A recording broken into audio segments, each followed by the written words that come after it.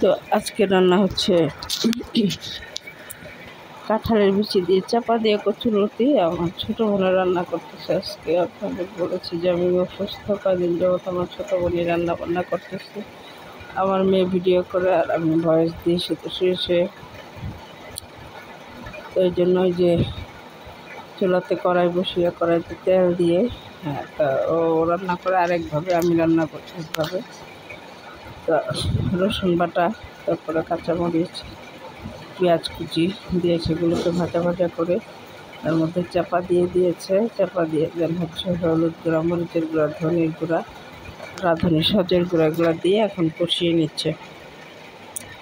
আর আমরা সাধারণত সবাই চাপা শুটকি যেটা রান্না করি সেটাতে আমরা একটু খাই, হচ্ছে রসুনটা বেশি খাই, তাহলে একটু ফ্লেভার ভালো আসে এবং খেতে খুব টেস্টি হয়।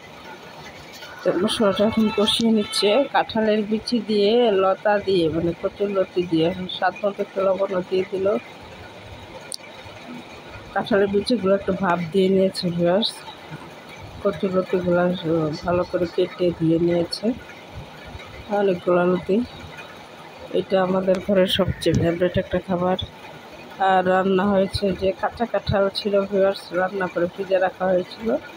সেই কাঁচা কাঁঠালের তরকারিটা মাংস দিয়ে আজকে একটু বের করে ভাজা ভাজা করে কচুরলতি, কাঁচা কাঁঠালের তরকারি মাংস দিয়ে, আর হচ্ছে যে ডাল একটা আছে, আর হচ্ছে ঢেঁড়স ভাজি। এগুলোই হচ্ছে আমাদের আজকে খাবার, দুপুরের খাবারের মেনু।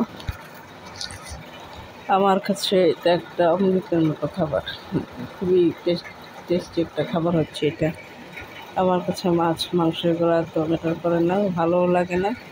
আমার কাছে সবচেয়ে ফেভারিট খাবার হচ্ছে আমার শুটকি চাপা ভুনা, শুটকি ভুনা। তারপর যে হচ্ছে যে কচুরলতিগুলো দেখুন, মেয়েরা লতিগুলো দিয়ে দিচ্ছে। কাঁঠালের বিচিটা দিয়ে একটু কষিয়ে নিয়েছিল। আসলে রান্নার স্টাইল এক একজনেরটা এক এক রকম। আমি একভাবে রান্না করি চাপা দিয়ে কচুরলতি, কাঁঠালের বিচি, ও আরেকভাবে, মানে আগে আর পরে ডিফারেন্স হচ্ছে এটাই। মানে আমি চাপাটাকে একটু ভেজে নিই তেলে, এটা হচ্ছে আমার। তারপরে রসুন বাটা, তারপর পেঁয়াজ কুচি, এগুলো দিয়ে দিই। তো তেজপাতাও দিও, আবার তেজপাতা দেয় না। তখন এই যে নেড়ে চেড়ে মশলার সাথে মিশিয়ে এখন ফুল আছে 2-3 মিনিট জাল করবে ঢেকে।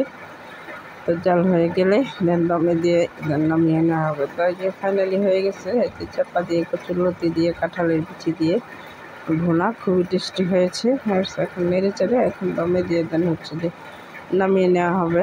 আর ওইদিকে ঢেঁড়স ভাজি হচ্ছে, এগুলো নাইবা করলে আমার মেয়ে এখন ভিডিও করতে করতে এখন টায়ার্ড হয়ে যায়, বিকজ সবই ওর করতে হয়, ভিডিও করা, এডিটিং, তারপরে সব কিছু করতে করতে এখন নিজে টায়ার্ড হয়ে যায়, যেহেতু আমি অসুস্থ। তো এই আর কি, সবাই ভালো থাকবেন, আল্লাহ হাফেজ।